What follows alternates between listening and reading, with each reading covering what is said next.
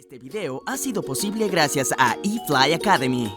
En eflyacademy.com podrás estudiar tu curso de aviación 100% online desde la comodidad de tu hogar o trabajo con una simple conexión a internet. Estudia a distancia sin horarios ni complicaciones a través de tu computadora o smartphone y luego vuela en diferentes escuelas certificadas de los Estados Unidos, México, Perú, Argentina, Chile, Venezuela, Costa Rica o Bolivia. Con nosotros no existen fronteras para estudiar aviación. Regístrate hoy en www.eflyacademy.com.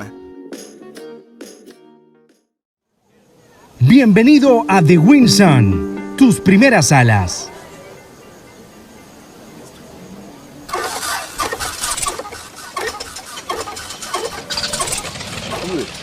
Muy buenas noches, Roberto, también gracias por estar acá. Y ese tema de la historia de la aviación, alguien podría pensar que se trata de hablar de modelos de avión viejo o algo así. Y algunos de ellos tienen su encanto, yo no voy a decir que no. Hay aviones antiguos que a mí me encantan y que tienen una serie de características que fueron únicas, ¿verdad? Irrepetibles en algunos casos. Pero no se trata solo de hablar de los aparatos en los que han volado tantas personas como pasajeros o como pilotos, sino que la historia de la aviación es una historia de hombres y de mujeres que se sacrificaron, que dieron su vida y que dieron lo mejor de sí para poder, a través de sus ensayos, a través de sus propuestas, lograr desarrollar algo que hoy por hoy nos hace ir de un lugar a otro en tan corto tiempo y especialmente con tan grandísimo margen de seguridad. Si hay una palabra que puede describir a la aviación es esa: seguridad. No hay nada más importante en el mundo aeronáutico que la seguridad. Otras cosas también son importantes. La parte económica, la parte del confort, pero todo está supeditado a la seguridad.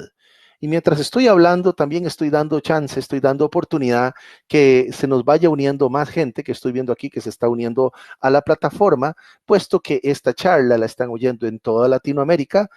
Yo personalmente soy costarricense y estoy transmitiendo en este instante desde mi país, en Costa Rica, para costarricenses, pero también para gente que está en Perú, para gente que está en Norteamérica, para gente que está, como les digo, en toda América Latina y el norte también, en Norteamérica también. Así que imagínense ustedes qué honrado me puedo sentir yo de llegar hasta tantas personas. Y antes de empezar con esta charla de la aviación, que ya la estoy buscando,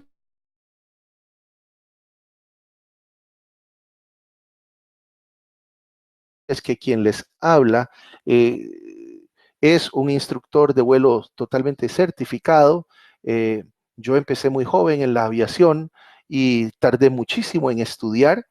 Y finalmente, después de muchos años de hacer las horas de vuelo y el curso teórico, logré graduarme para poder trabajar primero en vuelos locales como copiloto y luego como capitán de aeronaves tipo Caravan. El Caravan es un avión muy utilizado hoy en día, es muy económico, es un avión de 12 a 14 plazas, es de turbina, es turboprop. Y ahí pude hacer bastantes horas de vuelo para luego poder pasar al vuelo de aerolínea, donde fui copiloto de Boeing 737, en mi caso, de la serie 200. Eso fue hace ya bastantes años, puesto que ahora se vuela la serie 800. Imagínense ustedes, yo volaba un avión más análogo que otra cosa. Hoy en día las cabinas son de cristal, son aviones de cuarta y quinta generación, aviones digitales, computarizados, pero la aviación sigue siendo la misma y tiene componentes muy comunes incluso a aquellos como los que descubrieron en su momento y pusieron en práctica los hermanos Wright o otros pioneros como algunos de sus contemporáneos que vamos a ir nombrando poco a poco.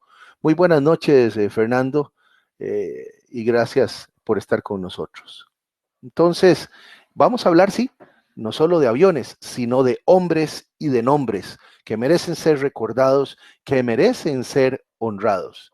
Pero, ¿de dónde nace todo esto? Bueno, en realidad nadie sabe qué tan antiguo es el viejo deseo del hombre de poder volar, puesto que hemos visto a los pájaros por milenios y en realidad siempre hemos sentido esa inquietud. Pero vale la pena iniciar el día de hoy con aquella vieja historia que data de incluso de 1500 años antes de Cristo, ¿verdad? Donde la mitología nos presenta la figura de Ícaro y Dédalo, que eran dos personas que estaban prisioneros en la isla de Creta. Déjeme tal vez iniciar con una imagen un poquitito más, déjeme irme para acá. Aquí tengo varias imágenes cargadas. Esta es la que yo quería mostrarles, ¿verdad? Este debió haber sido mi primera imagen para comenzar el curso del día de hoy. ¿Por qué razón? ¿Por qué? Porque ahí está el laberinto de Creta. Y el laberinto de Creta es el centro de atención de esta historia mitológica que les estoy contando. Por supuesto, es mitológica, pero sirvió de inspiración para muchos pioneros de la aviación. Cuenta la historia, ¿m? Cuenta la historia que había un arquitecto de nombre Dédalo, ¿verdad? Que tuvo que ser extraditado, o más bien fue un exiliado en tiempos de Grecia a la isla de Creta. Y en la isla de Creta, bajo el reinado del rey Minos, le fue ordenado, como él era arquitecto, construir un laberinto que ha sido, según lo que dicen, algo insalvable para cualquier persona que estuviera allá adentro. Se supone que allá adentro estaba una figura mitológica, un monstruo llamado el Minotauro, el cual fue derrotado por Teseo. Pero claro, no queriendo el rey Minos que nadie supiera cómo entrar o salir de ese laberinto, dejó al propio constructor del laberinto allá adentro junto con su hijo Ícaro. Y claro, eh, imagínense ustedes qué frustrante haber construido eso y no poder salir de ahí.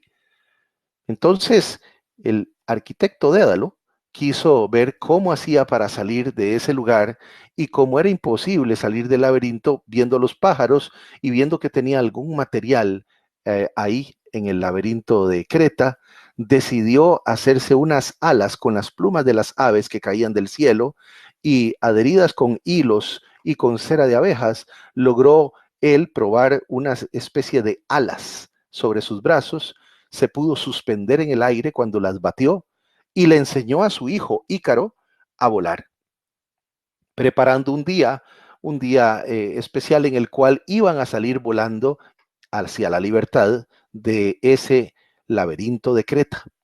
Claro, antes de hacerlo, le advirtió a su hijo Ícaro, porque era un muchacho joven e impulsivo, que no volara muy alto, puesto que el calor del sol podía derretir la cera de las alas con las que estaban pegadas las plumas. Y le dijo, pero tampoco vayas a volar muy bajo, porque si vuelas muy bajo, entonces la misma salpicadura del agua de mar te puede echar a perder esto que hemos construido. Y cuenta la historia mitológica que Dédalo e Ícaro lograron salir del laberinto de Creta, pero que Ícaro, su hijo, joven rebelde e impulsivo, voló cada vez más alto y más alto, se derritió la cera de sus de sus alas, que era cera de abejas, y cayó en el mar donde murió. Todo esto que estamos hablando, sin ánimo de entrar en mitología griega, como les digo, fue punto de inspiración para que otras personas, para que otros pioneros de la aviación, inspirados en este tipo de historias, probaran sus propios dispositivos. Me parece que aquí tengo algunas imágenes más, pero esta que está aquí, ustedes dirán, ¿y ahora por qué está el profesor Romero poniéndonos una imagen religiosa de una iglesia donde se ve un monje? Y todavía más curioso aún, ¿cómo es que ese monje está sosteniendo un aparato que podría recordarnos lo que son los planeadores modernos o las alas delta o algo así? ¿No es verdad? Bueno, es parte de la historia que tenemos nosotros. Vamos a ver si seguimos también guiándonos también por todo ello.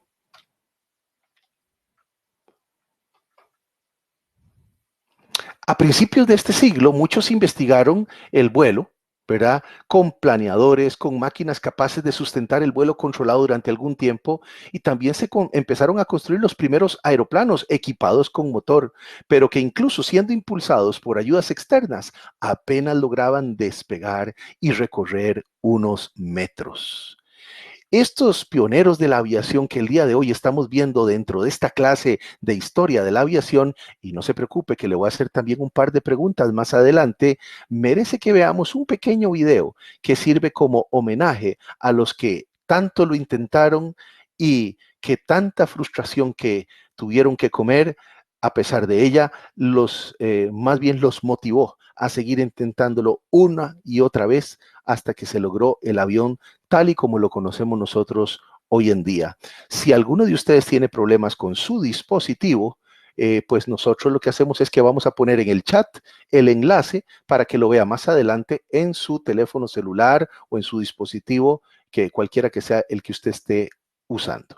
Vamos a ver este filme cortito que nos demuestra que hubo muchas personas de muchas maneras intentándolo una y otra vez. Homenaje a los pioneros.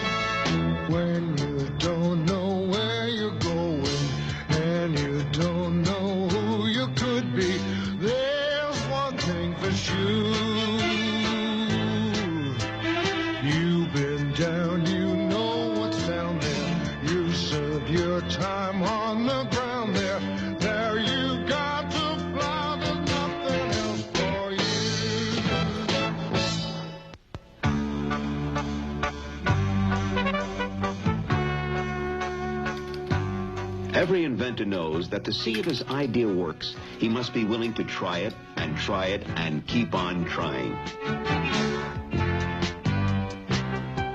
But the true genius is the one who gets someone else to try out his invention for him.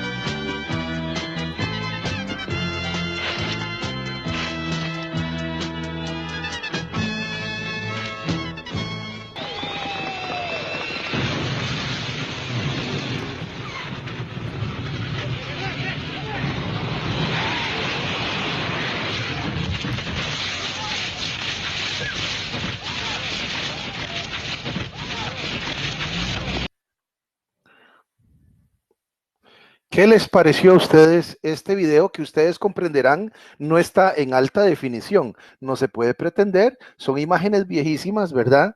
De aquellos pioneros que lo intentaron de una y otra manera por muchas ocasiones, tratando de lograr ese artefacto volador, esa forma de sustentarse en el aire. Me encantaría conocer sus comentarios, como veo que me escribe por aquí Fernando, me escribe Mike Brenes. Correcto, muchos intentos y sacrificios. Cualquier cosa que ustedes quieran aportar, para mí es bienvenida, porque esta es una clase que no es solo en una sola dirección. También yo me retroalimento de ustedes. Si vieron algo en el video que les llamara la atención, yo tengo tal vez por ahí un par de comentarios, pero no quería hacerlo hasta no ver qué impresiones les había dado a ustedes este video, en donde se ven personas con diferentísimos tipos de artefactos, ¿verdad? Tratando de sustentarse en el aire. Gracias, Mike Brenes. Estás coincidiendo con la misma observación mía. Me alegro que así sea, porque dice esa manera de las alas como las aves, moviendo de arriba a abajo. Gracias, Mike, que lo detectaste. Yo les iba a hablar del ornitóptero, un nombre bastante curioso. Lo voy a escribir aquí en el chat con letras mayúsculas. Ornitóptero. ¿Qué es ese nombre tan extraño, verdad? Eso viene del griego y tiene que ver con la conjunción de dos palabras, la palabra pájaro y la palabra alas. Y entonces, claro, el ornitóptero incluso haya su inicio, los intentos del ser humano de tener un ornitóptero, de algo parecido a un pájaro que bate sus alas, datan incluso de tiempos de Leonardo da Vinci, perdón, ya se me había olvidado el nombre, que hizo también muchos bocetos y muchas investigaciones observando las alas, y mucha de la gente creía que la manera de llegar a volar tenía que ver con batir las alas en estos ornitópteros, vehículos que son una especie de imitación de pájaro, de alas que se mueven. Dice Fernando, hola, ¿soy yo o es que la voz del capitán se oye muy cortada? ¿O será mi internet? Bueno, Elías Medina me acaba de decir 5x5. Si todos me permiten en este instante su atención, habíamos visto que ya yo tenía una comunicación 5x5 con ustedes. Si no, tenés que revisar, Fernando, tu equipo. Ok, Braulio, muchas gracias, 5x5. Gracias, Marco, y gracias al asesor académico. En efecto, tengo buena transmisión y yo tengo también buen audio. Dice Mike Brenes una pregunta, ¿eso lo diseñó Leonardo da Vinci? Ya te voy a explicar un poquitito, porque ve vos cómo después de esa historia novelesca, fantasiosa y mitológica de el cuento de Dédalo e Ícaro, 1500 años antes de Cristo, encontramos de pronto nada menos que la historia de don Oliver de Malmesbury. Oliver también se le llama Elmer, por si acaso, y este era un monje, el monje que les enseñé en la imagen anteriormente.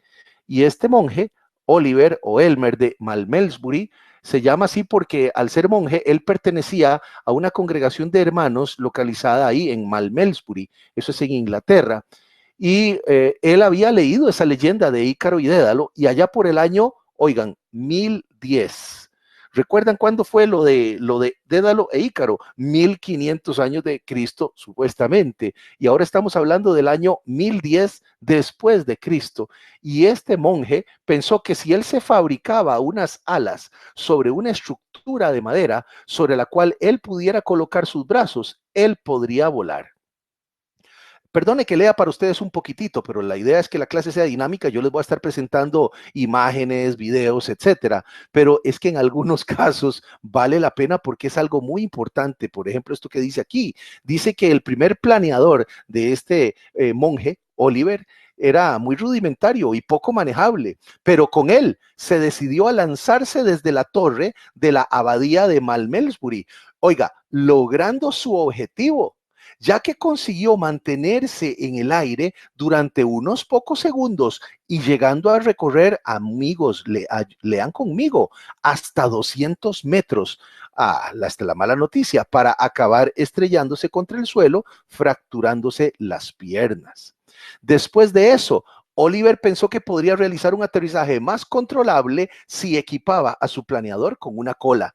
Pero el abad, es decir, el jefe, el abad de la abadía, le disuadió, le pidió que dejara de arriesgar su vida con sus experimentos y puesto que él era un monje y tenía su voto de obediencia, finalmente así lo hizo. Creo que vale la pena ver un par de ilustraciones de lo que hizo Oliver de Malmesbury. Veamos.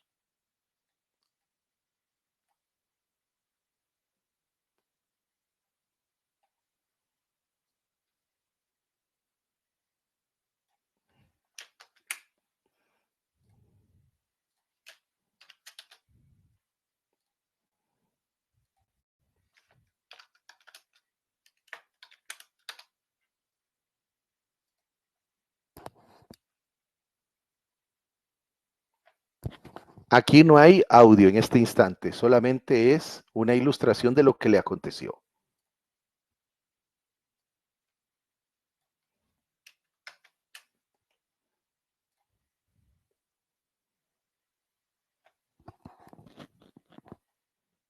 Ahí tenemos a don Oliver de Malmesbury diciendo, la próxima vez le voy a construir una cola a mi artefacto. Ahora veamos un programa más serio, un documental del Instituto Smithsoniano, en donde se hace el estudio y se cuenta lo que es una historia real de lo que fue este monje y su intento por volar.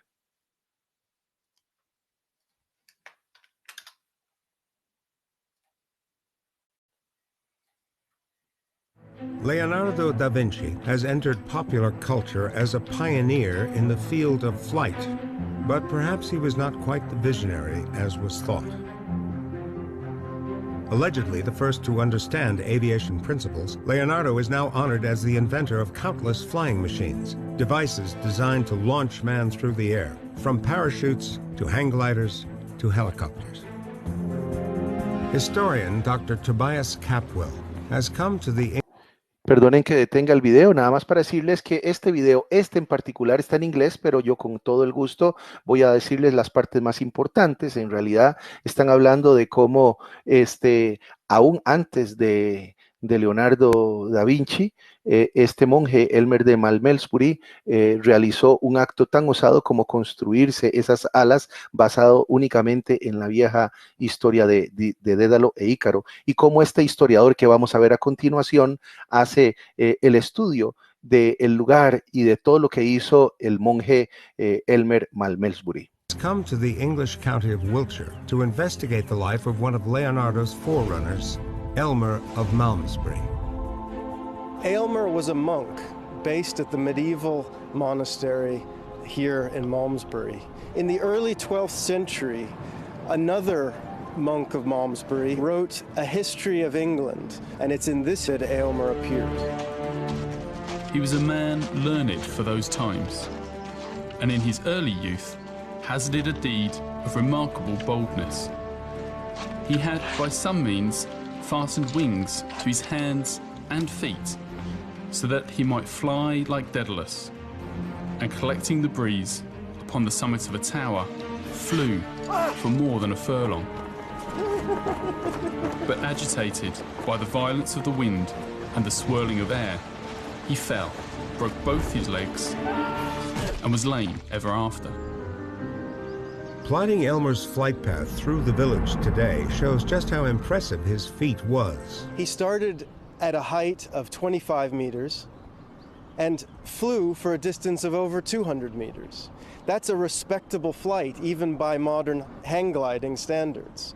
So he hadn't quite worked out the landing bit, but the flying bit he seems to have understood quite well. But the fact remains that Elmer does not manage to stabilize his device. Yet analyzing William of Malmesbury's account, it is clear that Elmer himself realized his fault. He said he forgot to put a tail on it. So centuries before Leonardo is even born, people were beginning to test the principles of flight. Qué interesante este video y cómo termina diciendo, aún antes de que naciera Leonardo da Vinci y sus famosos bocetos de los ornitópteros, del tornillo volador y de los planeadores, aún antes de ello ya había gente probando artefactos que en realidad no eran otra cosa que un hang glider, es decir, un planeador humano, un dispositivo adherido a la espalda que este monje Elmer trató de modificar, que trató de corregir, puesto que después de su primera caída se dio cuenta que le faltaba estabilidad y por lo tanto creyó que le faltaba una cola a su artefacto. Ahora, es de reconocimiento que este monje se lanzó desde una altura muy grande. Es más, me gustaría enseñárselas aquí tal vez en una foto que yo tengo de lo que vimos en el video. Aquí está. Vean, sin necesidad de que seamos muy científicos. Podemos ver a simple vista que volar desde este balcón que está aquí hasta esta distancia es algo muy respetable. Podemos decir que Elmer voló y como dice el historiador, lo que él no tenía dominado era el aterrizaje. Y claro, dicen en el video, ¿verdad?, del Instituto Smithsoniano que a él lo asustó el hecho de estar volando y el hecho de oír el viento y sentir las brisas que pegaban contra él. Y eso lo puso de alguna manera nervioso y dificultó su llegada a tierra. Lamentablemente, don Elmer no volvió a intentarlo porque a pesar de que ya había establecido que su aparato necesitaba una cola, su jefe, ¿verdad?, le pidió no volverlo a intentar y no exponer más su vida. Dice Mike Brenes, planeó 200 metros. Las alas que utilizó le ayudaron con la sustentación. Efectivamente, así es, así fue. Así es, estimado Mike. Por eso creo que es bueno que hablemos ahora. Déjeme ver si lo tengo por aquí. Ah, mire, aquí tengo una imagen de Elmer, una imagen antigua de Elmer tirándose desde esa parte alta de la abadía. Y un montón de señores ahí diciéndole, tírate, tírate, yo estoy con vos. Pero claro, el que probó el artefacto fue el pobre Elmer. Luego vienen los bocetos de Da Vinci, ¿verdad? Y como habíamos dicho, Da Vinci sí hizo una serie de diseños de artefactos voladores. Tal vez los más conocidos fueron el planeador y también el tornillo aéreo, en el cual pues tal vez no tenían mucha posibilidad de volar, pero sí tenían una lógica y sí tenían un efecto inspirador sobre las otras generaciones que después empezaron a experimentar. Ya aquí no estamos hablando 1500 años antes de Jesucristo, sino 1500 años después de Cristo. Y en este caso, unos 400, 450 después del pobre monje llamado Elmer de Malmesbury. Dice Mike Bren, es curioso porque cada vez que hablamos de historia de la aviación, automáticamente se nos vienen los hermanos Wright. Cuando hay más personas que dieron su aporte y sacrificio, es bueno darles el mérito. Todos aportaron algo. En efecto, Mike, esa es la idea de esta clase de historia de la aviación. Hablar no solo tampoco de los artefactos, sino de los hombres precursores de una u otra manera, de lo que después hicieron los hermanos Wright y todos los que vinieron después de los hermanos Wright. Hasta cierto punto, aunque sea una historia mitológica, ¿acaso no fue la historia de Dédalo e Ícaro la que causó mella en el monje que logró volar 200 metros? ¿Verdad que sí? Gracias, Mike. Es un gusto estar en esta clase también para mí. Ahora, aquí tenemos un par de imágenes de lo que fueron esos artefactos diseñados por Leonardo da Vinci, 1500 después de Jesucristo. Veamos esta frase de Leonardo da Vinci, dice, una vez que hayas probado el vuelo, siempre caminarás por la tierra con la vista mirando al cielo, porque ya has estado allí y allí siempre desearás volver. Pueden imaginarse ustedes, mis estimados, las grandes ilusiones que tenía Leonardo da Vinci de volar.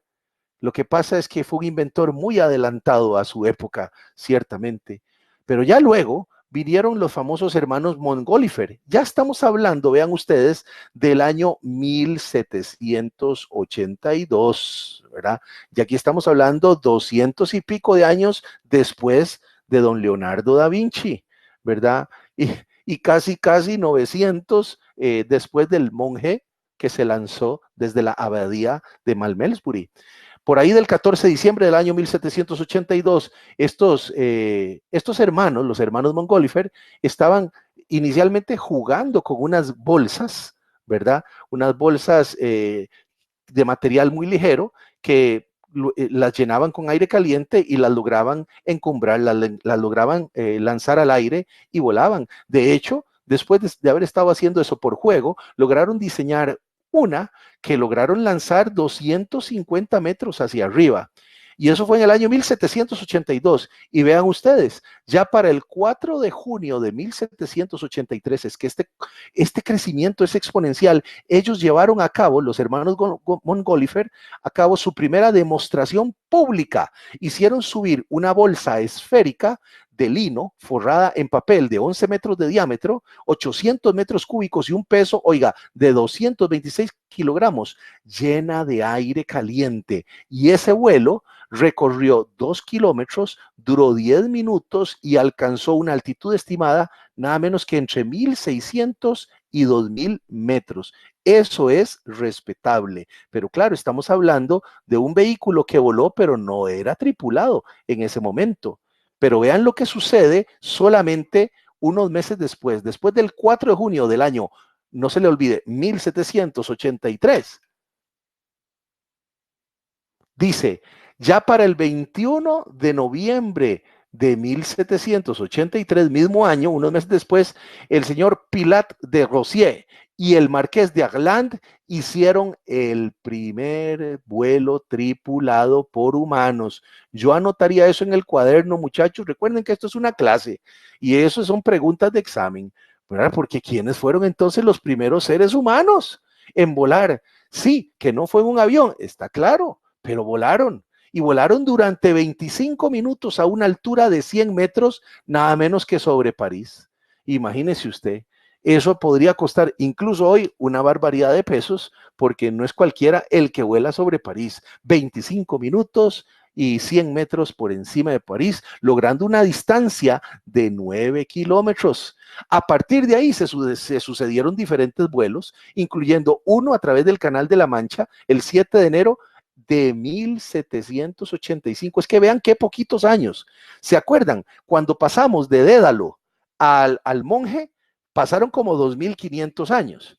Luego del Monje a don Leonardo da Vinci pasaron como unos 400. Luego de Leonardo da Vinci a los hermanos Montgolfier, unos, ¿qué? Unos 200 serían más o menos. Y ahora estamos hablando que en cuestión de poquísimos años, incluso de meses, ya tenemos un aparato, una bolsa de aire caliente que voló, logró finalmente convertirse en un globo que llevó a 2 personas a volar sobre París. Y luego, 2 años después o 3 años después, a cruzar el Canal de la Mancha entre Francia e Inglaterra con Jean-Pierre Blanchard y John Jeffries a bordo, ¿verdad?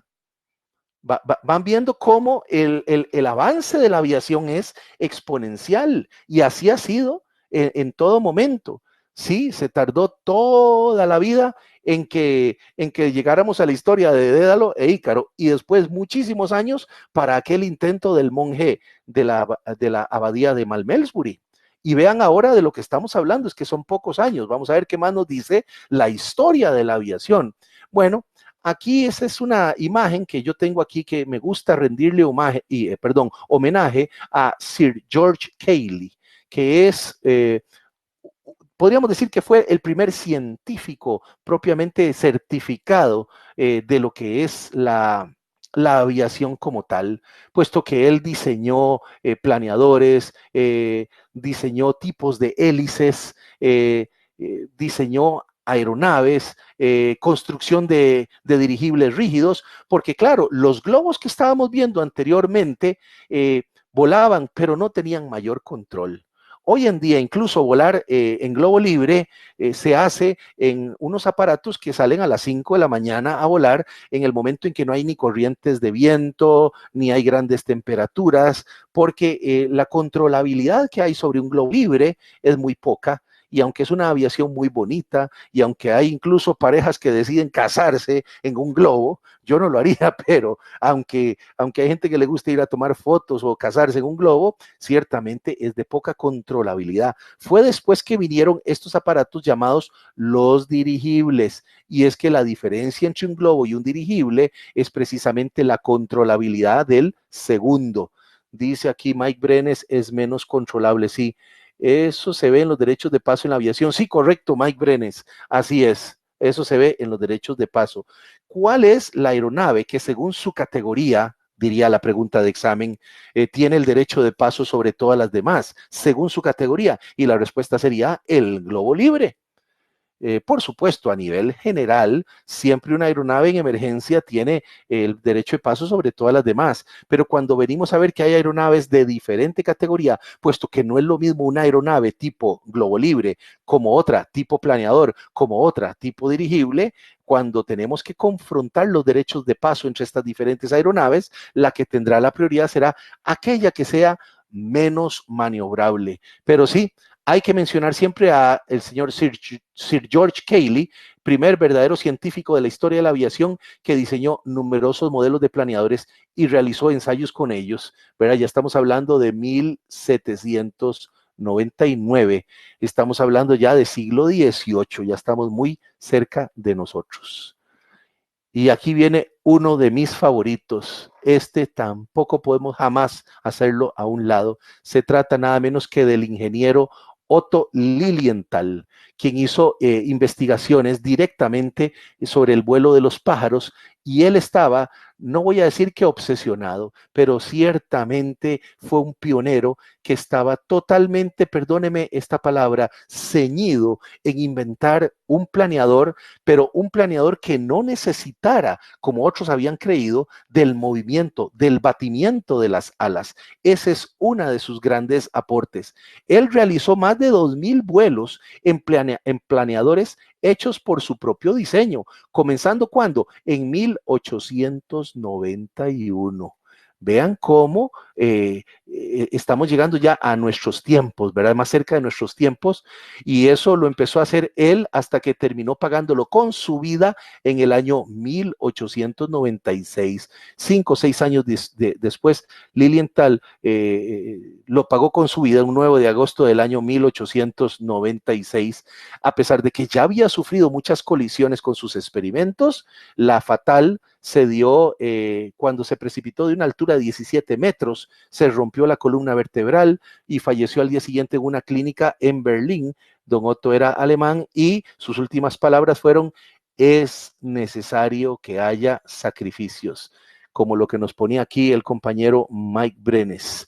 Dice, esto ya lo había estudiado en el módulo gratuito que ustedes ofrecen, demasiada buena información y qué bueno, porque sí, qué dicha que lo mencionas, Mike, la idea de un aula virtual en la que estamos compartiendo vos y yo con todos estos compañeros que nos honran con su presencia, es casualmente que haya un doble ingreso de conocimientos al disco duro de tu cerebro. Unos proceden de las presentaciones que ya están hechas en la plataforma virtual, y otras a través de estas presentaciones y de la exposición magistral que el día de hoy me ha tocado a mí hacer, y de la interacción conmigo y otros compañeros que están aquí presentes.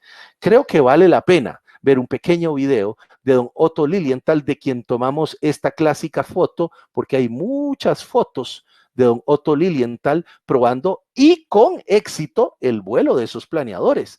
Ellos en realidad tuvieron mucho problema con el aterrizaje, pero no todo aterrizaje fue malo. En muchos aterrizajes él aterrizaba bien, pero acuérdese que esto varía según las condiciones del viento, la altura a la cual se está tirando, el nuevo diseño de aparato, de artefacto que él está haciendo.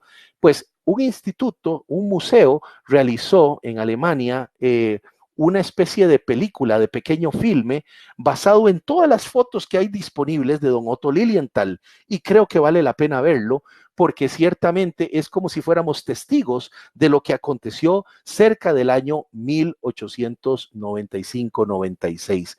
Vamos a presentar el video de don Otto Lilienthal. Ya les voy a poner el enlace en el chat.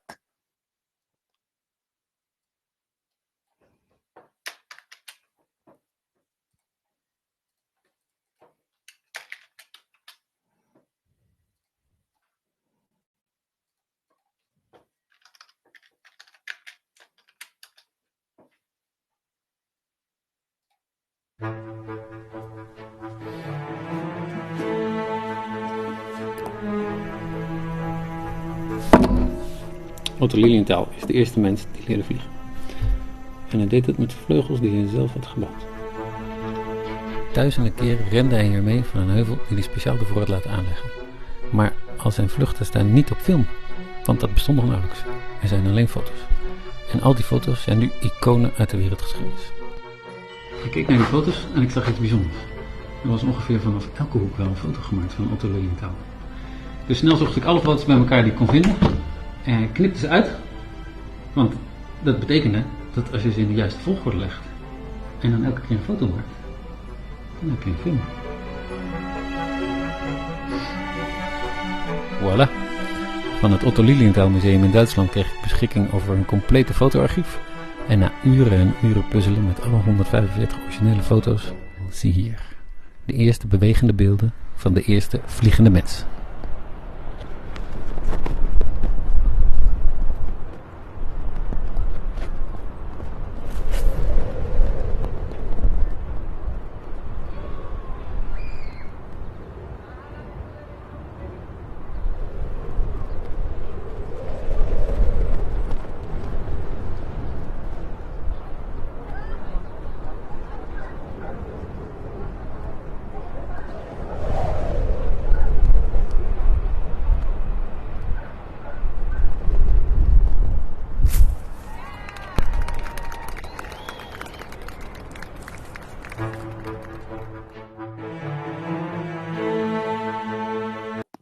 Un aplauso para don Otto Lilienthal y para los amigos del Museo Otto Lilienthal en Alemania, que tuvieron la paciencia de, a través de todas estas fotos que constituyen, desde luego, pruebas históricas de lo que hizo don Otto, pudieron construir este film en donde pudimos ver prácticamente en acción lo que seguramente don Otto hizo esas 2000 veces, ¿verdad? Tirarse de esa colina probando sus artefactos y volando exitosamente. Fue el primer hombre con alas, ciertamente. Cualquier comentario de ustedes es bienvenido. Me parece que tenemos que honrar también la memoria de don Otto Lilienthal. Él también lo pagó con su vida.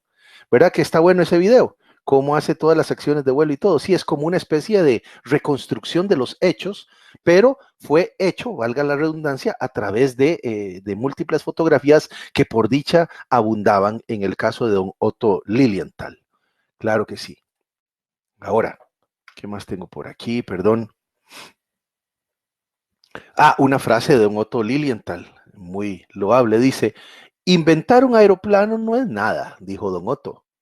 Construir uno ya es algo. Y volar lo es todo. Qué hombres, qué admirables, ¿verdad? Qué compromiso tenían ellos con su sueño. ¿Tendremos usted y yo el mismo compromiso con los nuestros? ¿Cuál es su pasión? ¿Cuál es aquella cosa que le mueve a usted el piso y que le causa ilusión, que le causa que su piel se erice, ¿verdad? Muy buena frase, así es, don Marco. Tenemos también que hablar de otros que siendo pioneros y que pagándolo con su vida, no tuvieron tan buena suerte ni tan buena fama, pero creo que es parte de todo este proceso en donde la raza humana, los seres humanos, a través de esta pasión en común, lograron llevarnos a lo que hoy conocemos como el mundo aeronáutico moderno, contemporáneo. Hablamos nada menos que de don Franz Richelt. Don Franz Richelt era un sastre prestigioso en Francia, que viendo los diseños de Leonardo da Vinci, estamos hablando, miren ustedes, ¿de qué año estamos hablando? Ya estamos 1902, por lo tanto ya esto es siglo XX, ¿verdad? 1902, y viendo los diseños de Leonardo da Vinci y de algunos intentos fallidos anteriores, él diseñó una especie de paracaídas que le permitiera saltar desde un lugar alto para poder descender suavemente a tierra. No es lo mismo un planeador que un paracaídas, pero este hombre, para probar su invento, utilizó primero un muñeco que lanzó desde lo alto de la Torre Eiffel en París. El muñeco se estrelló contra el suelo, pero Richelt argumentó que por ser un muñeco no tenía la posibilidad de abrir los brazos. El ser humano por mucho tiempo creyó que para volar tenía que abrir, que batir, que mover los brazos. Pero entonces él decidió probar su invento él mismo. Curiosamente, las autoridades de la Torre Eiffel se lo negaron, pero le dijeron que para eso se necesitaba un permiso especial de la policía. Y extrañamente, la policía le otorgó ese permiso. Pero antes, por cierto, las autoridades de la Torre Eiffel le hicieron firmar un documento que las liberaba de toda responsabilidad si el invento fallaba. Tenemos aquí a don Franz Richelt desde lo alto. En 6 de febrero de 1902 dudó mucho antes de saltar. Finalmente lo hizo, pero cayó en forma violenta, dejando un considerable agujero en el suelo y pagándolo con su propia vida, don Franz Richelt. Descanse en paz. Gracias a él y a muchos que creyeron en el sueño y que, bueno, lo persiguieron con toda honradez. Dice Mike Brenes, sí, correcto, tengo la misma ilusión. Ahora que termine la clase me gustaría un teléfono de contacto, Capitán Romero, quiero información sobre el curso para hacer mi ingreso. Con muchísimo gusto, yo te lo puedo dar, Mike Brenes, ahí va a estar, te lo puedo dar, pero mira, ahí ya está el asesor poniéndote el de él, que ese es el que domina todo el asunto de los precios y toda esa parte, digamos, más administrativa, con todo el gusto. Pero claro que también me puedes llamar a mí en cualquier momento. En Costa Rica 506 es el código, en el caso del teléfono mío 6012-9376. Vamos a ver. Ok, y ahora sí, ¿a dónde estamos llegando? Porque recuerden que estábamos hablando de don Franz de Richel, 1902, ya estamos en el siglo XX. ¿Qué sucede? Hermanos Wright. Los hermanos Wright, que eran Wilbur y Orville, fueron dos aviadores, ingenieros, inventores y pioneros de la aviación, generalmente nombrados en conjunto y reconocidos mundialmente como los que inventaron, construyeron y volaron el primer aeroplano del mundo de forma exitosa, aun cuando existe una cierta controversia sobre ella. Voy a subrayar esto. Aun cuando existe cierta controversia sobre ello. Después vamos a hablar de eso.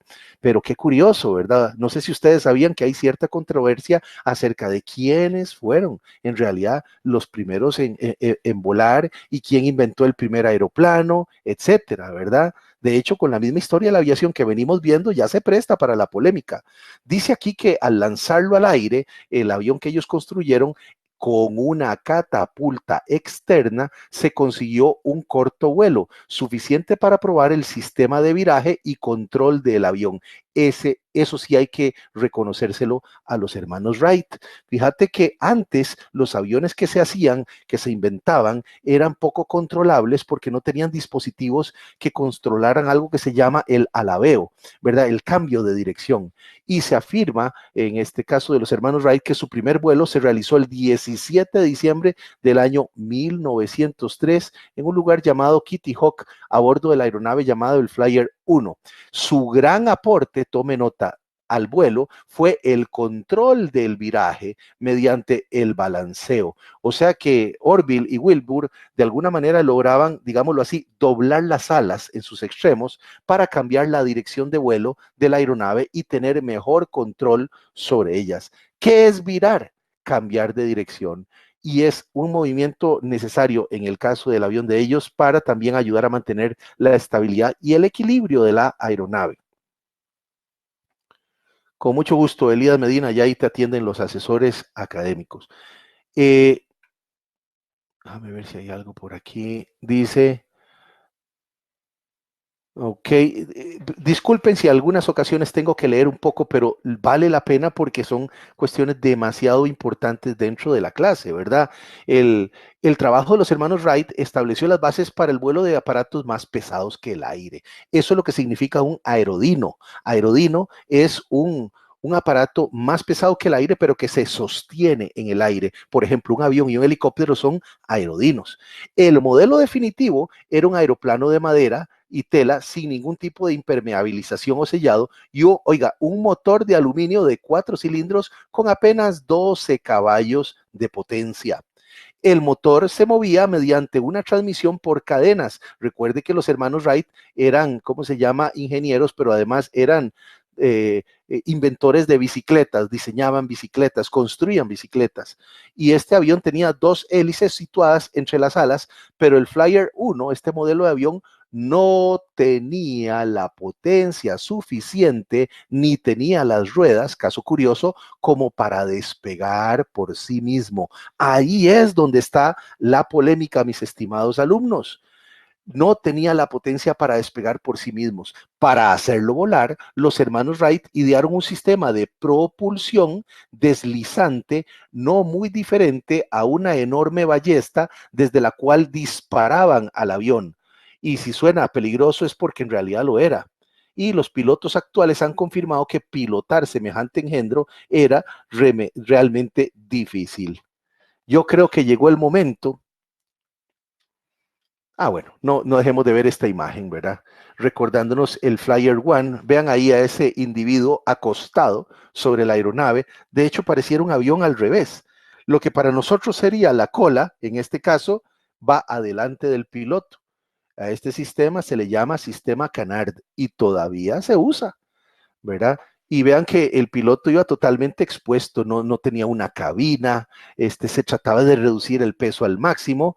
De hecho, ¿cuánto duró el primer vuelo? Dice que el primer vuelo lo hizo Orville y Orville logró sustentar el Flyer One durante ¿cuánto? 12 segundos. Tome nota, 12 segundos para cubrir una distancia de apenas 36 metros, mucho menos de lo que cubrió aquel viejo monje con sus alas amarradas a la espalda, ¿no es cierto? El récord de ese día, porque ese día hicieron varios vuelos, los hermanos Wright, lo estableció Wilbur, su hermano, un vuelo de 260 metros que duró ¿cuánto? 59 segundos. Ellos jamás se hubieran imaginado que 100 años después iban a, a ver las aeronaves que hoy en día conocemos y en las que usted y yo probablemente hemos volado o vamos a volar. Todos son unos pioneros de la aviación. La primera víctima de la aviación, oiga, ya el primer accidente, 1908, se llamaba Don Thomas Selfridge. Fue la primera persona que murió en un accidente en un avión propulsado y era un pasajero de ¿cuál avión? Del de los hermanos Wright, del Flyer One, piloteado por Orville Wright en una demostración cuando ya ellos lograron superar un poco la potencia del motor. Selfridge no llevaba protección en la cabeza y murió 3 horas después del accidente. Wright solo llevaba puesto una gorra, pero sí logró sobrevivir. Y eso, un año después ya se estaba hablando de competencias en vuelo, de lo que fue el Imperio Austrohúngaro, de un primer bombardero, porque vean, ya estamos asomándonos a la Primera Guerra Mundial. Ahora, ¿dónde está la polémica? La polémica está en que el año 1906, 3 años después de los hermanos Wright que hicieran el vuelo en Kitty Hawk, existió un ingeniero brasileño, Alberto Santos Dumont, que fue el primero en volar un avión en un patrón de tráfico, en un circuito, ante un organismo reconocido, como se llamaba el Club de París, en lo que constituyó un vuelo totalmente certificado y observado por gente calificada en el año 1906. Y ese avión de Alberto Santos Dumont, que ahorita se los voy a enseñar, sí logró despegar desde el suelo. Déjeme ver si tengo alguna foto aquí rápidamente. Déjeme ver qué tengo por aquí. Aquí tenemos a Don Otto. Aquí tenemos, mire usted, esta imagen la había guardado yo. La tenía para el final, pero la podemos ver ahora. Vean ustedes a Don Otto Lilienthal. ¿Ah? ¿Y a quién tenemos aquí a la par? Este señor que está aquí se llama Yves Rossi. El capitán Yves Rossi es suizo y es el inventor del ala jet. A él le llaman Jetman, el hombre jet, porque él literalmente inventó unas alas que amarra a su espalda con unas turbinas que le permiten literalmente volar. ¿Alguna coincidencia? ¿Creen ustedes que don Yves Rossi, conocido como Jetman, podría haber logrado lo suyo sin el sacrificio, sin la inspiración y la historia que nos dejaron estos viejos pioneros de la aviación? Sí, Mike Brenes, don Alberto Santos Dumont despegó desde el suelo. Por eso creo que es necesario que veamos algunos videos que nos ilustran tanto lo de los hermanos Wright como lo de don Alberto Santos Dumont.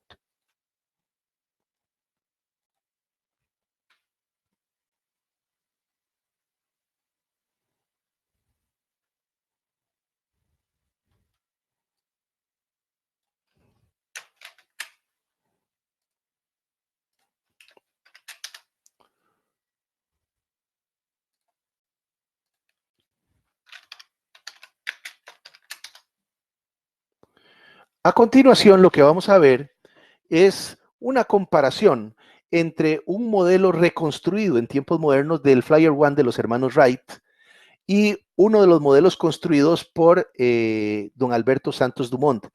No el que usó en 1906, sino uno que construyó un par de años después, que se llama el Damoiselle. Luego les voy a presentar el avión original de Alberto Santos Dumont. Veamos.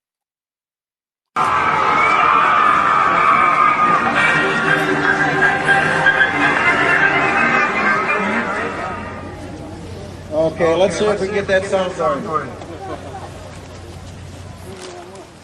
Keep going. Up. She wants to go. Let's get that engine running. Voy a apagar la cámara en el momento. There you go. Up. There's one kick. There's two. We're getting close. 2.5.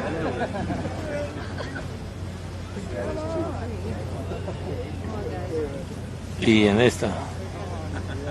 No. Oh, okay, here we go. We're going to keep cranking.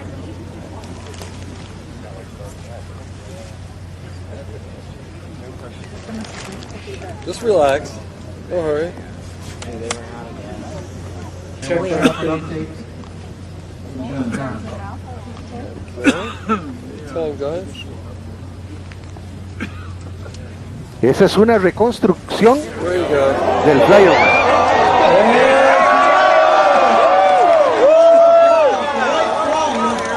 One.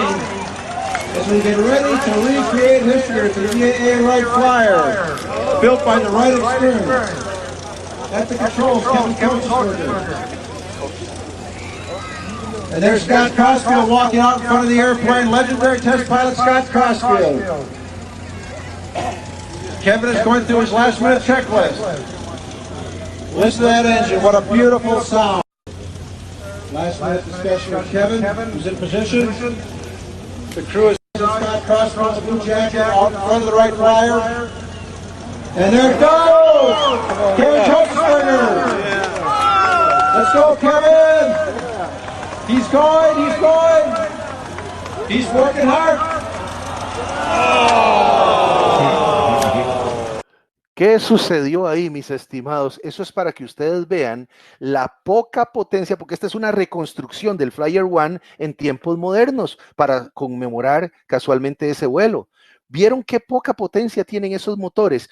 Tuvo que ser lanzado desde esa catapulta, pero tan pronto el piloto quiso elevar la nariz, las condiciones del viento se ve que no eran buenas porque el viento estaba muy calmo, mientras que los hermanos Wright practicaron en Kitty Hawk en unas colinas cerca de la playa donde pegaban muy buenas brisas. De ahí la polémica.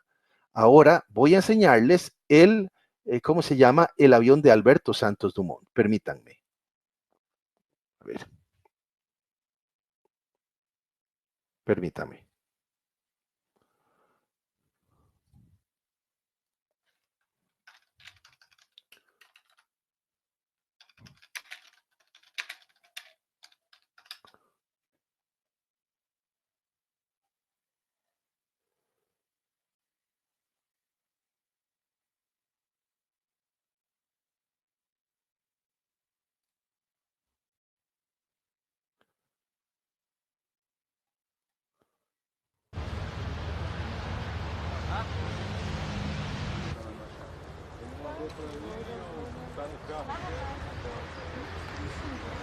Vai chegar no Brasil, vai dizer que Santos Dumont não morreu, eles se enganaram. O ventinho tá forte, hein? Forte, pô.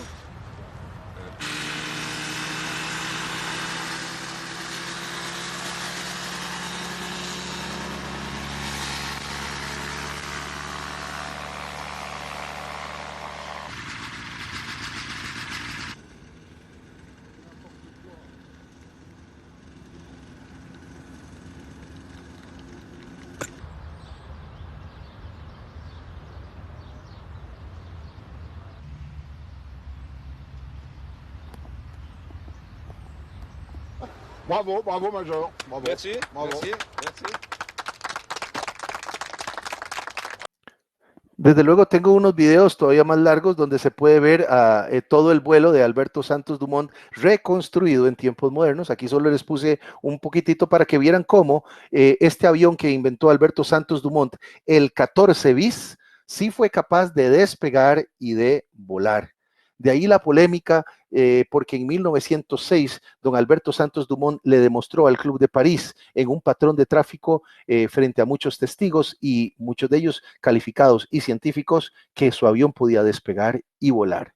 Entonces muchos consideran a Alberto Santos Dumont como el verdadero padre de la aviación en el sentido en que nosotros lo conocemos. Esa polémica la dejo en sus manos para que ustedes, si quieren el día de mañana expresarlo en un foro o en una discusión ulterior que tengamos, pues magnífico. Esta es una clase de historia de la aviación, pero no quiero que sea solamente clase de aviación, clase de historia, sino que aprendamos algunas cosas importantes de cómo es que las aeronaves se sustentan, porque hemos hablado de cómo don Otto Lilienthal y el mismo Da Vinci se fijaban en cómo las aves volaban. Por eso me tomé la libertad de poner aquí estos pequeños patitos, ¿verdad? Para decir, ¿qué le habrán visto a las aves al volar o cuando estaban quietas para inspirarse en el desarrollo de esos mecanismos y de esos perfiles aerodinámicos? Y esto es algo que Sir George Cayley había descubierto y tenía que ver con la curvatura en la parte superior de las alas. ¿La ven aquí, muchachos? Es porque en física, y según lo enseñamos en nuestro curso para piloto, las alas tienen una forma muy particular, especialmente si las vemos de medio lado. Se llama el perfil aerodinámico. Y ese perfil aerodinámico que hace que el ala esté como redondeada en la parte de arriba, convexa, y en la parte de abajo está un poco plana, produce que todas las moléculas de aire que interactúan contra el ala, todos estos puntitos que yo estoy haciendo que representan moléculas de aire, en el momento en que estas moléculas de aire pasan por arriba y por debajo del ala, producen lo que llamamos nosotros un diferencial de presiones. Este diferencial de presiones hace que, por así decirlo, una parte de las moléculas, las que están aquí abajo, empujan el ala de abajo hacia arriba. Y según la tercera ley de Newton, para cada acción habrá siempre una reacción en sentido contrario y de la misma magnitud, y por lo tanto parte de la sustentación proviene de esas moléculas de aire que empujan de abajo hacia arriba. Sin embargo, se considera que solo un 25% de la sustentación procede de este fenómeno que yo estoy describiendo. Curiosamente, el 75% de la sustentación procede de un fenómeno que se da en la parte superior del ala, el cual implica que las moléculas que están pasando por aquí arriba tienen una velocidad tan grande y además tienen una adherencia al perfil aerodinámico que en medio de esa velocidad tan grande, la presión de ellas disminuye de tal manera que más bien en lugar de actuar hacia abajo por la fuerza de gravedad, cada una de esas moléculas tira hacia arriba y succiona al ala como si se tratara de una ventosa. Y de aquí procede el 75% de la sustentación. O sea que lo que se forma encima del ala es una condición de baja presión que podríamos llamarle un vacío, una succión que sostiene, que sustenta el ala y que es de la cual depende la mayor cantidad de la sustentación que produce la aeronave. Ese es el principio de don Daniel Bernoulli. A mayor velocidad, a mayor presión dinámica, menor presión estática. Y esto vale la pena porque no solo tenemos que ver que se trataba de hacer algo que pareciera un avión y cuyas alas fueran rectas. Las alas tenían ciertos requisitos y esos requisitos tenían que ver con este perfil aerodinámico que desde principios de siglo ya se estaba experimentando con don Sir George Cayley, ¿verdad? Y que después a través del teorema de Bernoulli por el efecto Venturi se diseñaría con más eficiencia en años posteriores, ¿verdad?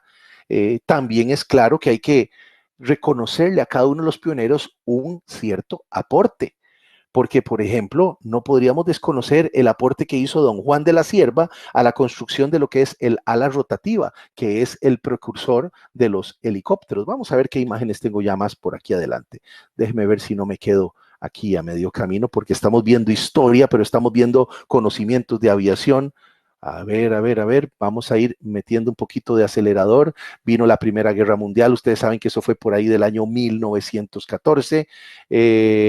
La Primera Guerra Mundial nos habla del Barón Rojo a bordo de su Fokker DR-1, un triplano que era muchísimo más maniobrable que otras aeronaves y que le dio origen a la vieja leyenda, que esa sí es una realidad, además de leyenda, del Barón Manfred von Richthofen, el famoso Barón Rojo, ¿verdad? Que se convirtió en el as de los ases voladores, derribando solo él 80 aeronaves, pero siendo además un caballero y un noble adversario, el barón Manfred von Richthofen, ¿verdad?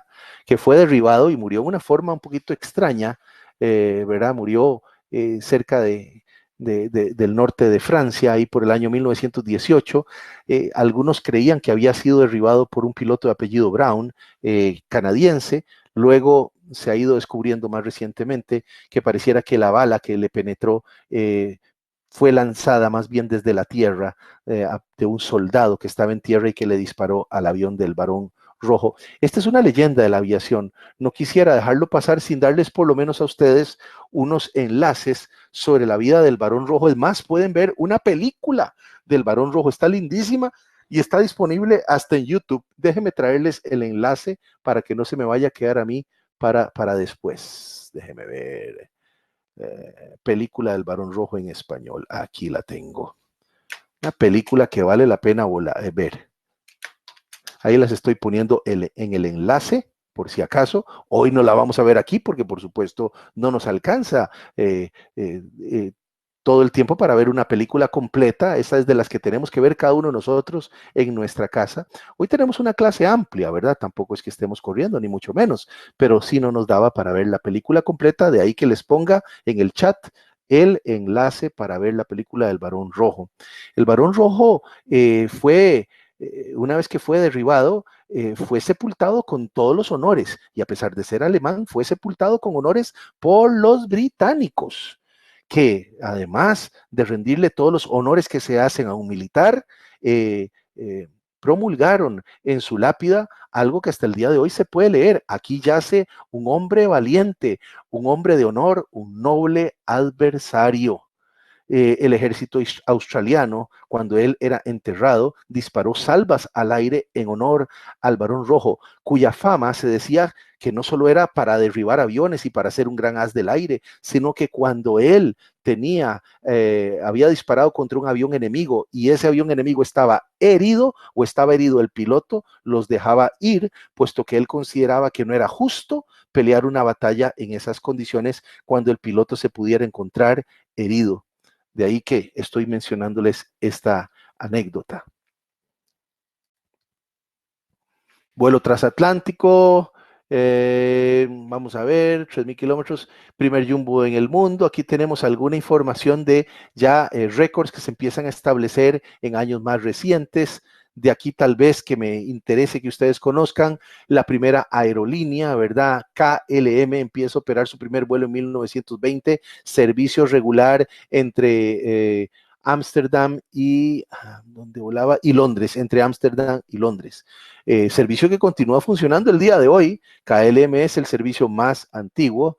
¿Qué decir de don Charles Lindbergh? Don Charles Lindbergh, que aterrizó en Costa Rica también y nos visitó, fue muy famoso porque fue en realidad el que ganó un premio de $25,000 al primer hombre que cruzara desde Nueva York hasta París, es decir, de continente a continente. Eso fue por ahí el año 1927, ¿verdad? Un viaje de casi 16,000 kilómetros de Nueva York a París. Cruzó en solitario el Océano Atlántico en 33 horas y 30 minutos a bordo del famoso Espíritu de San Luis. Se convirtió en un héroe mundial. Sin embargo, hay que decir de que antes de que volara Charles Lindbergh, un año antes, déjeme ver, Charles Lindbergh realizó esto en el año más o menos en el 27. En el año, vamos a ver dónde están aquellos, déjeme ver si los encuentro por aquí. Ya les voy a decir el nombre de estos otros pioneros, no quiero quedarme sin mencionarlos.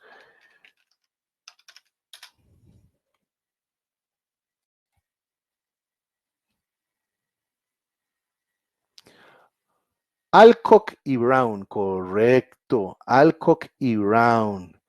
Ese era el que andaba buscando. Los pilotos Alcock y Brown en el año 1919 habían hecho un viaje transatlántico, pero lo habían hecho desde la isla de Terranova hasta Irlanda. Entonces no fue de continente a continente y por eso no salieron en ese momento, digamos, como los que habían cruzado el Atlántico por primera vez, ¿verdad? El primero que lo hizo en solitario y de continente a continente fue el coronel Charles Lindbergh a bordo del Espíritu de San Luis.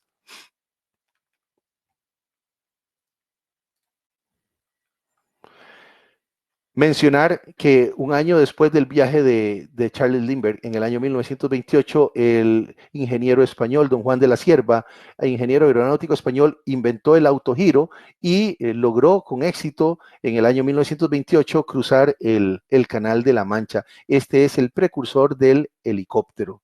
Y hay que reconocer a don Juan de la Cierva porque esto mejoró lo que hasta ese momento era el gran problema de los helicópteros, que se volcaban, y es que él logró diseñar unas bisagras que cambiaban según la rotación y la posición de la aspa o del rotor del lo que sería este helicóptero o autogiro, en realidad ese es el nombre correcto de Juan de la Cierva. Es decir, que las palas del rotor tenían la posibilidad de hacer algo que se llama el flapeo, es decir, de moverse hacia arriba y hacia abajo, según la velocidad y el ángulo de ataque con que enfrentan el viento relativo, lo cual implicaba que se podía controlar esa fuerza desproporcionada en el plato del rotor que hacía que los autogiros o que los helicópteros se volcaran. Entonces Juan de la Cierva sentó las bases de lo que sería el moderno helicóptero hoy en día, de lo que es el ala rotativa, ¿verdad?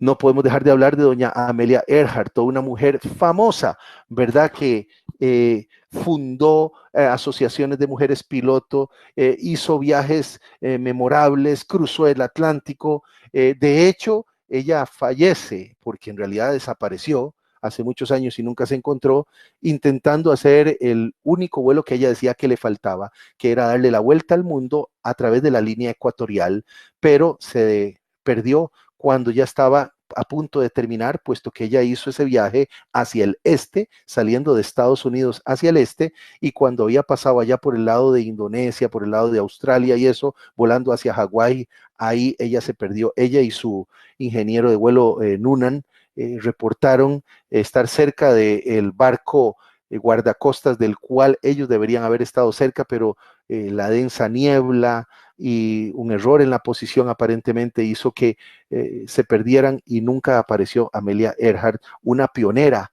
de la aviación. Aquí está Amelia Earhart, a quien le decían Lindy, porque físicamente tenía cierto parecido con el coronel Charles Lindbergh.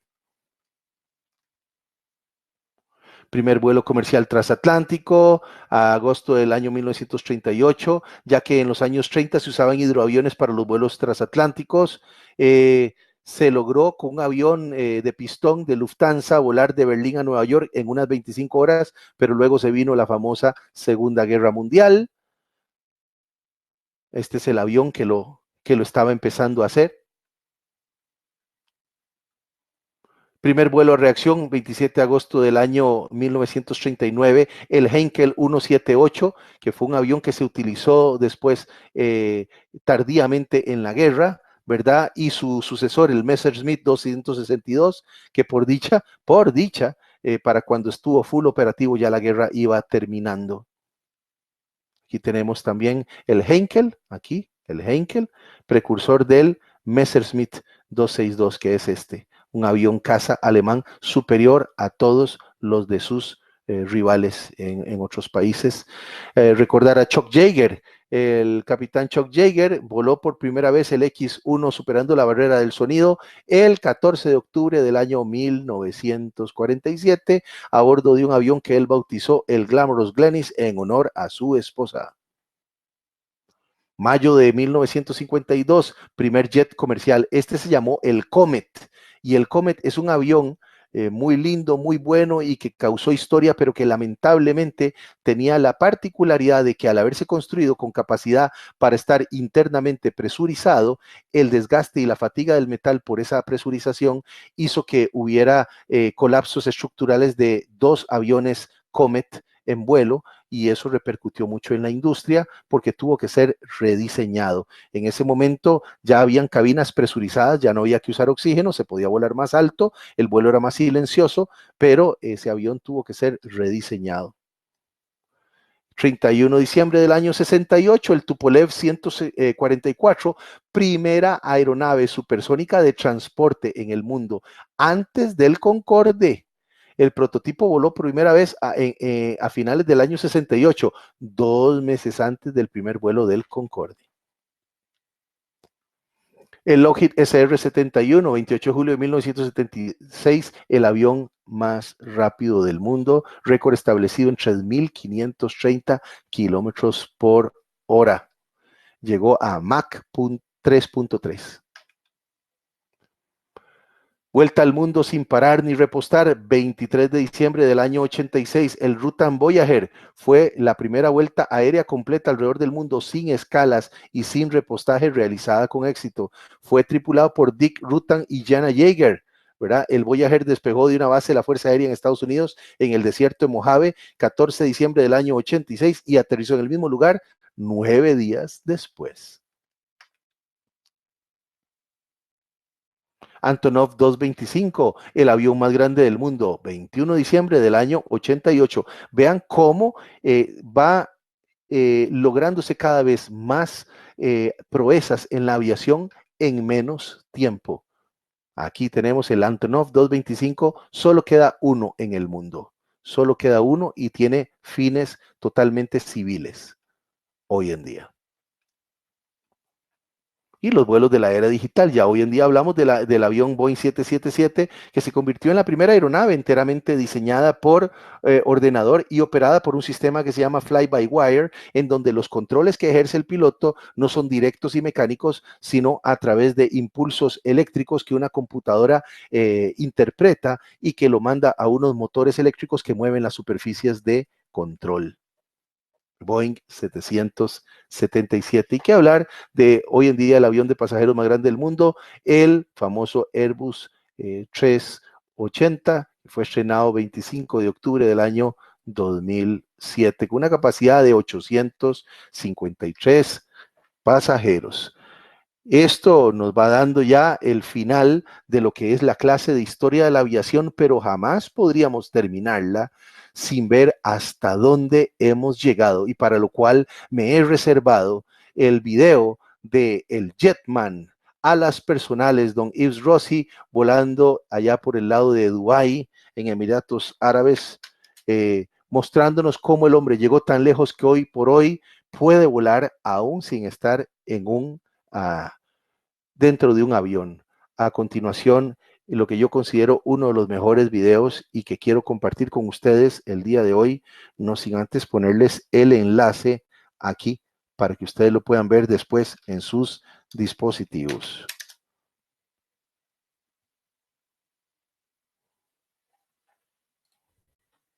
Bien.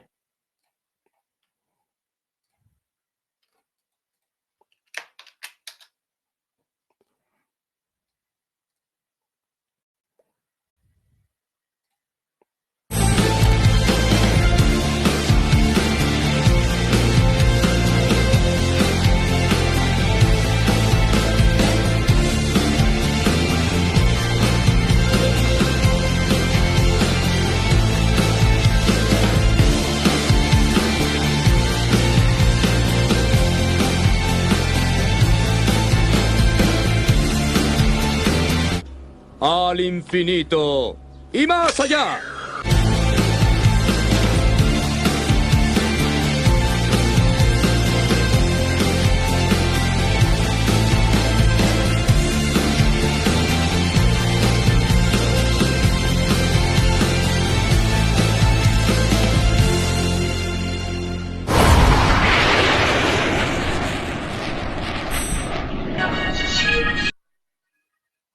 ¿Qué les ha parecido ese video? para ir terminando esta presentación. Pero no crean, también tengo que pensar yo tal vez en hacerles un examencito, ¿verdad? Por lo menos un par de preguntas. ¿Qué les parece? Por aquí tengo unas de historia de la aviación, porque lo que quiero es que ustedes vean que se puede aprender con este sistema, que se puede aprender desde la comodidad de su casa. Historia de la aviación. ¿Quiénes fueron los primeros humanos en volar? Vamos a ver si se ganan ustedes el derecho. Tenemos tres opciones. A, hermanos Wright. B, Alberto Santos Dumont. C, tercera respuesta, Pilat Gossier y el Marqués de Arland. ¿Qué dirá nuestra concurrida asistencia el día de hoy? ¿Quiénes fueron los primeros, repito, humanos en volar? Vamos a ver, participen todos, no hay problema. Márquela, Marco, sin ningún problema, usted la puede marcar. Ahí tiene para votar. Dice Josué Hernández, prefirió contestar aquí por el chat. Y Marco también prefirió por el chat, pero bueno, el 60% de ustedes ha votado. Tenemos la clase dividida. Todavía me faltan algunos de votar. Ya contesté la encuesta también. Ok, Josué. Perfecto. Discúlpame, no había visto porque no veo los nombres. Aquí no me sale el nombre, pero sí me salen los porcentajes. Vamos a ver, ya casi todos votaron. Entonces, vamos a finalizar aquí la votación. ¿Quiénes fueron los primeros humanos en volar?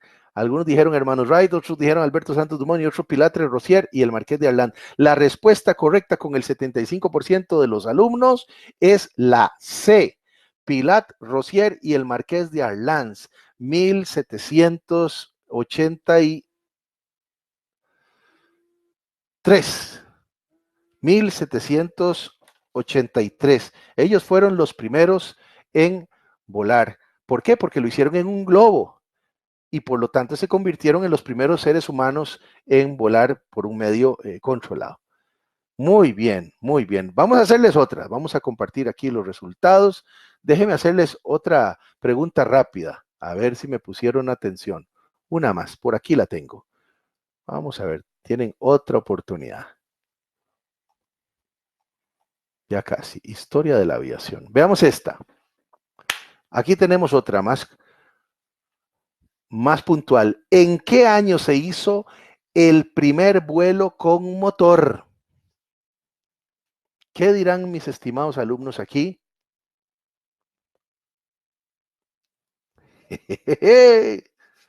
Interesante. Ya votó el 50% de ustedes. Voten, voten, muchachos.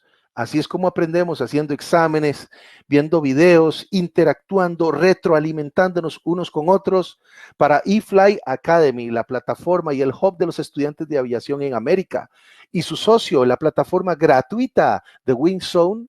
Un gusto poder compartir con ustedes conocimientos y que esos conocimientos sean útiles, que sean amenos.